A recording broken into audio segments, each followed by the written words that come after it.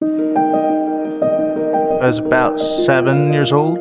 He came to our house, and it was just natural.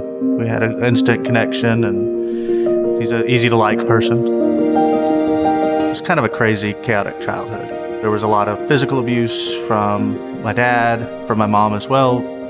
Brad was one of the only stable adults I had in my life. I would not be here without him.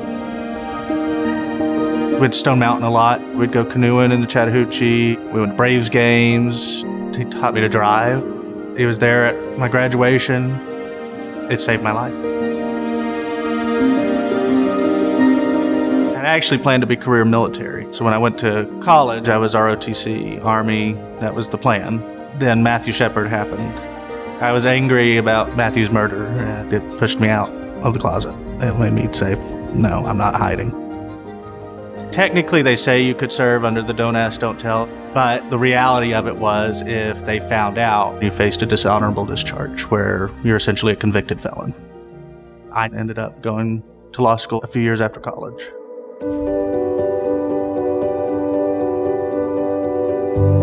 Stephen signed up for several of our programs when he first started his practice of law, and very quickly we realized he was our go-to person for a difficult case, for a case that involved children, especially children who were in foster care, children who were in the middle of a contested custody battle.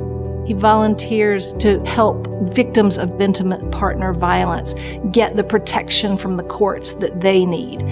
And then he steps in and volunteers to help organize other lawyers who are doing the same thing, but who need each other's support. It's life-changing for survivors to have someone like Stephen standing by their side, advocating to the court and securing protective orders.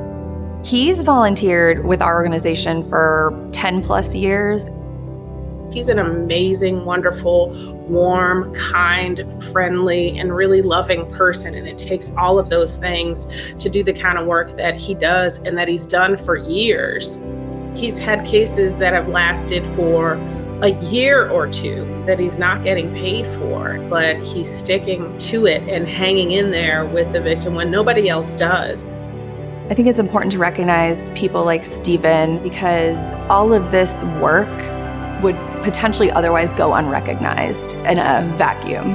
It helps us all rise to a higher level when we see someone like Stephen giving so much of himself for children and families. I was a kid who went through a messy divorce. My father held us all at gunpoint when I was 3. There was sexual abuse, there was physical abuse, and there was a lot of verbal and psychological abuse. Doing work with similar situations with kids, you'd think it would be triggering. But what I find it is more healing. I think a lot of that comes from Brad and from seeing somebody devote his whole life to me for no reason other than he saw that somebody needed it. You can't put a dollar value on what Brad has done for me. It has such an impact on a life.